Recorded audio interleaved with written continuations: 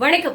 உங்களுடைய வாழ்க்கையில எந்த சூழ்நிலையிலயா இருந்தாலும் சரிங்க, உங்களை நோக்கி வரக்கூடிய கேள்விகள் அதிகாரம் நிறைந்ததா இருந்துச்சு அப்படின்னா நீங்க அந்த இடத்துல திமிரா பதில் சொல்றது தப்பே கிடையாது. ஏன்னா நம்மள அதிகாரம் பண்ணணும்னு நினைக்கிறவங்க என்னைக்குமே நமக்காக நன்மை செய்யவே மாட்டாங்க.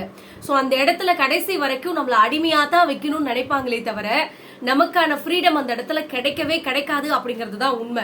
சோ ஒரு இடத்துல உங்களை அதிகாரமா கேள்வி கேட்கறாங்க அப்படின்னா அந்த இடத்துல நீங்க திமிரா பதில் சொல்றது தப்பே கிடையாதுன்னு நான் சொல்லுவேங்க. சோ நீங்களும் இதை உணர்ந்தீங்கன்னா மறக்காம கமெண்ட் பண்ணுங்க. இதுக்கு நிறைய பேர் நெகட்டிவா கமெண்ட் பண்ணுவீங்க. நீங்க சொல்றதை கேட்டு என் வீட்டுல இருக்கிற பெண்கள்லாம் கெட்டு போறாங்க, குடும்பத்தையே நீங்க பிரிக்க நினைக்கிறீங்க அப்படின்லாம் நிறைய பேர் கேட்கலாம். சோ இந்த இடத்துல அவங்களுக்கான பதில் என்னன்னு கேட்டா, சோ இங்க மனுஷங்க அப்படிங்கிறது எல்லாருமே மனிதர்கள் தாங்க. எல்லாருக்குமான ரெஸ்பெக்ட் அப்படிங்கிறது எல்லாருக்குமே தேவைப்பட வேண்டிய ஒரு விஷயம் தான்.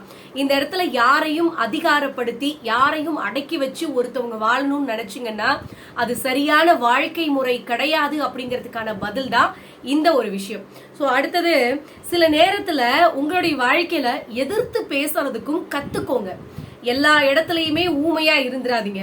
ஏன்னா ஏன் இதை நான் சொல்றேன்னு கேட்டீங்கன்னா, உங்க பக்கம் நியாயம் இருக்கு அப்படிங்கறதையே மறந்து போயிடுவாங்க ஒரு சிலர். சோ பேச வேண்டிய இடத்துல நீங்க பேசிருங்க, அதுதான் நல்லது. சோ அதுக்காக எல்லா இடத்துலயும் நீங்க போய் பேசுங்க அப்படின்னு நான் சொல்ல கிடையாதுங்க. சரியான நேரத்துல சரியான இடத்துல நீங்க பேசாத விட்டுட்டீங்க அப்படின்னா அதுக்கான விளைவுகள் பயங்கரமா இருக்கிறத நீங்க பாப்பீங்க. ஐயோ அன்னைக்கே நம்ம பேசாத விட்டுட்டோமே அப்படின்னு நீங்க வருத்தப்படக்கூடிய ஒரு சூழ்நிலை வராம இருக்கிறதுக்காக தான் இந்த ஒரு விஷயத்த நான் சொல்றேன். இங்க உண்மையான பிரச்சனைகளுக்கு தீர்வு நம்மளால கண்டுட முடியும்.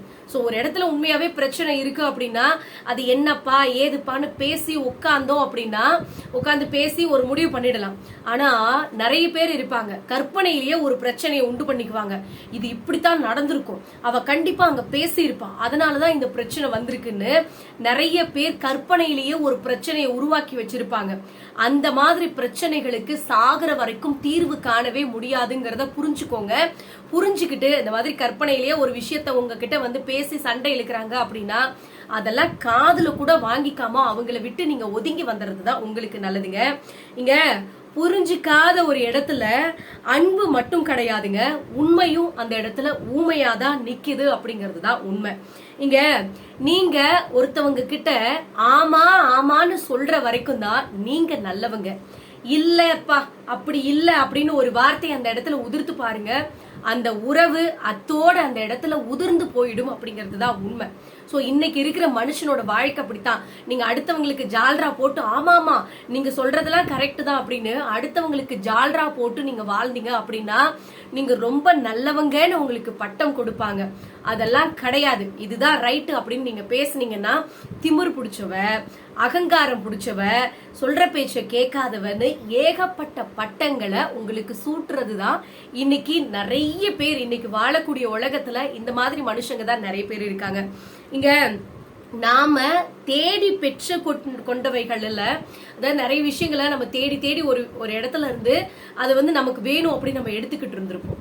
ஆனா அந்த விஷயங்கள்ல சில நமக்கு தேவையில்லாதது அப்படிங்கறத நமக்கு எப்ப புரியும் அப்படின்னா அது நம்ம கைக்கு கிடைச்சதுக்கு அப்புறம் தான் புரியும்.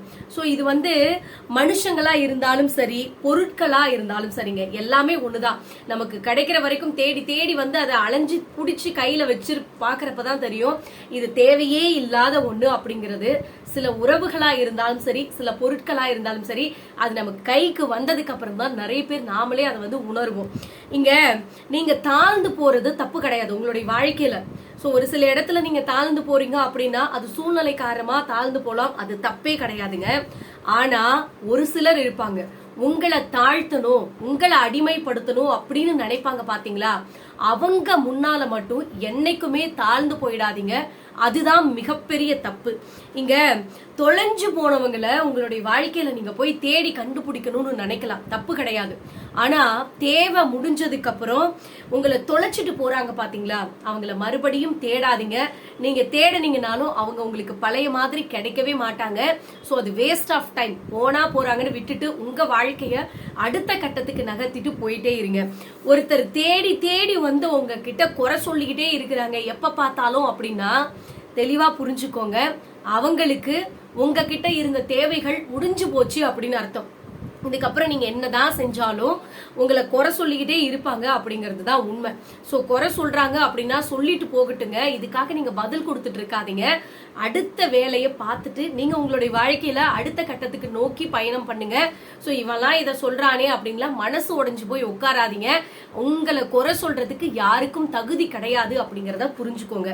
இங்க அடுத்தவங்களுக்கு நாம செய்யறது தப்பா தோணுச்சு அப்படின்னா ஒருவேளை நம்ம மேல கூட தப்பு இருக்கலாம். ஆனா நாம செய்யற எல்லா விஷயமும் தப்பு அப்படின்னு ஒருத்தவங்க சொல்றாங்கன்னா தப்பு உங்க மேல கிடையாதுங்க. பாக்குற அவங்களுடைய கண்ணோட்டத்துலதான் தப்பு இருக்கு அப்படிங்கிறது தான் இங்க உண்மை. சோ இங்க மகாபாரதத்துல தர்மனும் நகர்வலம் போவாரு, துரியோதனனும் நகர்வலம் போவாரு. அப்ப பார்த்துட்டு தர்மனுடைய கண்ணுக்கு பாக்குறவங்க எல்லாரும் நல்லவங்களா தெரிவாங்க. ஆனா துரியோதனனுடைய கண்ணுக்கு பாக்குறவன் எல்லாம் அயோக்கியன் கெட்டவன் அப்படின்னு தெரிவாங்க. சோ இந்த இடத்துல பாக்குறவங்களுடைய கண்ணோட்டத்துலதான் ஒரு விஷயம் நல்லதா கெட்டதாங்கிறது இருக்குதே தவிர நம்ம மேல கிடையாது அப்படிங்கறத நீங்க உணருங்க. இங்க சில நேரத்துல உண்மையான அன்பு கூட தோத்து போகுது. எப்பன்னு கேட்டீங்கன்னா அதனுடைய மதிப்பு தெரியாத ஒருத்தவங்க கிட்ட நாம அதை போய் கொட்டும் போது ஒரு சிலர்லாம் நம்மள மதிக்கவே மாட்டாங்க, நம்மள கண்டுக்கவே மாட்டாங்க. ஆனா நமக்கு அவங்கள ரொம்ப பிடிக்கும். அவங்க நம்ம கிட்ட பேசினா நல்லா இருக்குமே, அவங்க நம்ம கூட எப்பயும் போல நல்லா க்ளோஸா இருக்கணும் அப்படின்லாம் நீங்க நினைப்பீங்க. சோ அதெல்லாம் வேஸ்ட். சோ ஒருத்தவங்க உங்களை மதிக்காத போறாங்க அப்படின்னா உங்களுடைய மிகப்பெரிய விலை மதிக்க முடியாத ஒரு அன்பை தேவையில்லாம அவங்க கிட்ட கொடுத்து உங்களுடைய டைமை நீங்க வேஸ்ட் பண்ணாதீங்க. உங்க மேல யார் உண்மையான அன்பா இருக்காங்களோ அவங்க கிட்ட நீங்க அந்த அன்பை காட்டுங்க. நீங்க எதிர்பார்க்கறத விட உங்களுக்கு பல மடங்கு அந்த அன்பு திரும்ப கிடைக்குங்க. நீங்க உங்களுடைய வாழ்க்கையில நீங்க நல்லவங்களா இருக்கணும்னு நினைக்கிறது தப்பே கிடையாது. நல்லவங்களா வாழுங்க. ஆனா அது வெளியில காமிச்சுக்காதீங்க. இத நான் ஏன் சொல்றேன்னு கேட்டீங்கன்னா இந்த உலகம் நல்லவங்களை என்னைக்குமே மதிக்காது அப்படிங்கிறது தான் உண்மை. சோ இது நிறைய பேரோட வாழ்க்கையில இப்ப நான் சொன்ன ஒவ்வொரு விஷயத்தையும் நீங்க அனுபவிச்சிருப்பீங்க. மறக்காம கமெண்ட் பண்ணுங்க. சோ இந்த வீடியோ பதிவுல ஒரு முக்கியமான விஷயம் சொல்லணுங்க.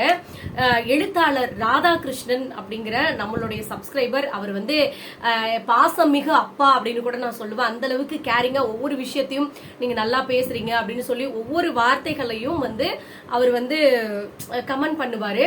சோ இந்த இடத்துல அவருடைய வாழ்க்கையில நடந்த அந்த கஷ்டங்களான விஷயங்கள் என்னன்னு கேட்டீங்கன்னா அவர் மிகப்பெரிய எழுத்தாளர். அவருடைய 2 மகன்கள் வெளிநாட்டுக்கு போயிட்டாங்க, நல்லா செட்டில் ஆயிட்டாங்க. ஆனா இன்னைக்கு வரைக்கும் அவங்க அப்பாவை பார்க்கல அப்படின்னு அவர் ரொம்ப மனமுருகி அந்த கமெண்ட்ல பதிவு பண்ணியிருந்தாரு. சோ இந்த வீடியோ பதிவுல நான் ஒரே ஒரு விஷயம் சொல்றேங்க. எல்லா பிள்ளைகளுமே ஒரே ஒரு விஷயத்த ஞாபகப்படுத்தி பாருங்க. உங்களுடைய அப்பா அம்மாவை நீங்க மதிக்கல அப்படின்னா 7 ஜென்மத்துக்கும் உங்களுக்கு புண்ணியம் அப்படிங்கிறது கிடைக்காதுன்னு தான் நான் சொல்லுவேன். சோ நீங்க எல்லாம் காசிக்கு போனா புண்ணியம் கிடைக்கும், ராமேஸ்வரத்துக்கு போனா புண்ணியம் கிடைக்கும், இப்படி எல்லாம் நிறைய விஷயங்கள் நம்ம கேள்விப்பட்டிருப்போம். ஆனா உண்மையான புண்ணியம் எங்க கிடைக்கும் அப்படின்னா நீங்க உங்க அப்பா அம்மாவை நல்லா பாத்துக்கிறப்பதான் உங்களுக்கு புண்ணியமே கிடைக்குங்க. தயவு செஞ்சு சொல்றேன், எல்லா பிள்ளைகளுமே உங்களுடைய அப்பா அம்மாவை கைவிட்டுறாதீங்க.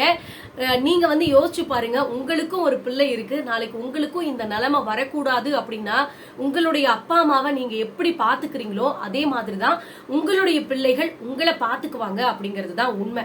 சோ இது ராதாகிருஷ்ணன் அவர்களுடைய மகன்களுக்கு மட்டும் நான் சொல்ல கிடையாதுங்க, இது எல்லாத்துக்குமே தான் நான் சொல்றேன். எல்லாரோட வாழ்க்கையிலுமே தயவு செஞ்சு இது ஒரு வாழ்க்கை பாடமா எடுத்துக்கோங்க.